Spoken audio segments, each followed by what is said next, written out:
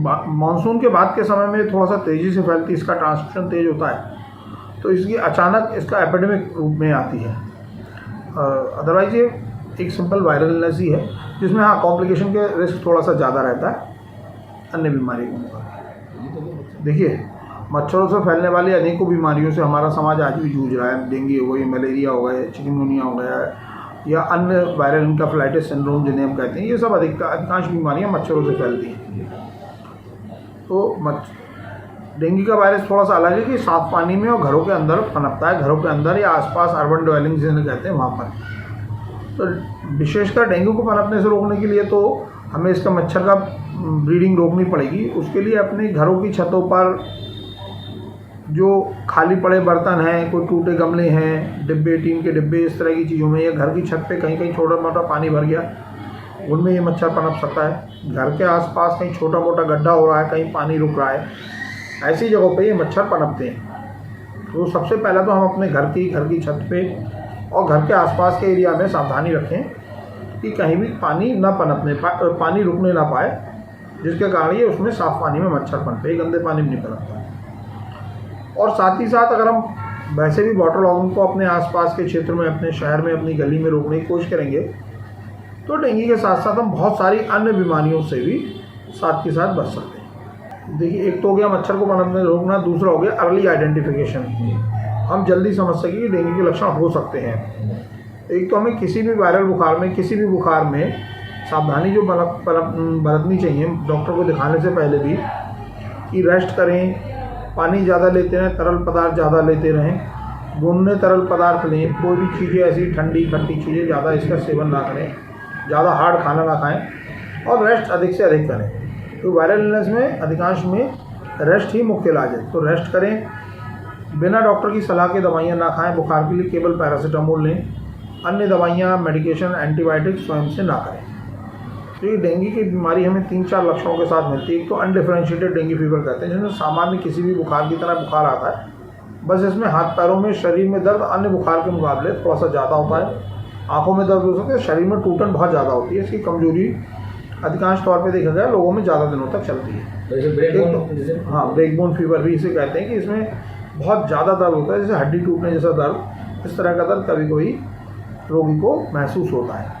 एक चीज़ हो गया, ये तो हो गया अनडिफरेंशिएटेड। इसके अलावा आता है डेंगू हेमरेजिक फीवर, तो जिसका मुख्य कारण है प्लाज्मा लीकेज।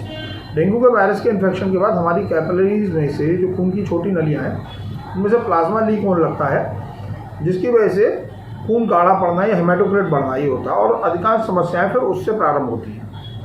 तो उसके लक्षण को पहचानना, कमजोरी अगर कभी भी बहुत ज़्यादा है, डेंगू में हम खतरे के लक्षण मुख्यतः कहते हैं पेट में दर्द होना, उल्टियाँ लगना, पेट में ऊपर की तरफ हाथ रखने पे दर्द होना, या कमजोरी, बहुत थकान महसूस होना।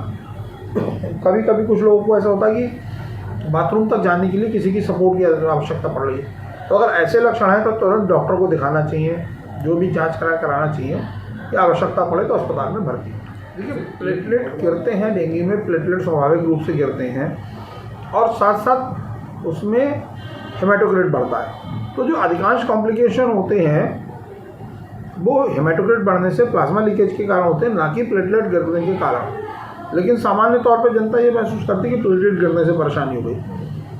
हाँ, प्लेटलेट गिरना और हेमाटोक्रिट बढ़ना नॉर्मली साथ साथ चलता है, लेकिन उसमें यह है कि हम अपने खून गाढ़ा तो नहीं पड़ रहा है, प्लाज्मा लीकेज तो नहीं, उसके लक्षणों पर नज़र रखें, जो कि चिकित्सक का काम है।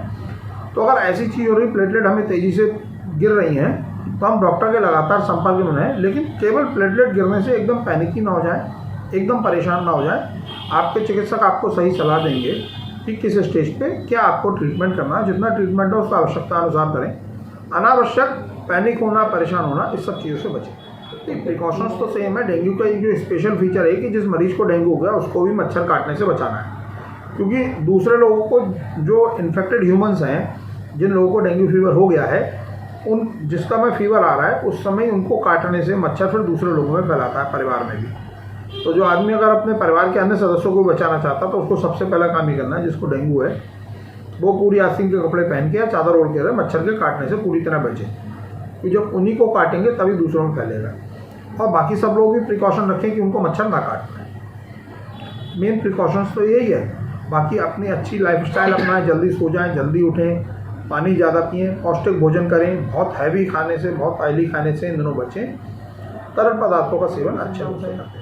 फीवर की दवा पैरासीटामोल के अलावा मैंने कहा जैसे ब्रूफेन या इस तरह की चीज़ें जो प्लेटलेट अधिकतर गिराती हैं वो कोई नहीं लेती। लक्षणों के आधार पर अगर उल्टी हो रही है तो उसके लिए डॉक्टर से पूछ के ट्रीटमेंट लें और पानी ज़्यादा पीते रहें, आराम करें इतना। इसके अलावा आगे कोई भी कॉम्प्लिकेशन होता है, कोई लक्षण बढ़ते हैं तो उसके लिए आपके डॉक्टर आपको सही सलाह देंगे। बहुत बहुत धन्यवाद।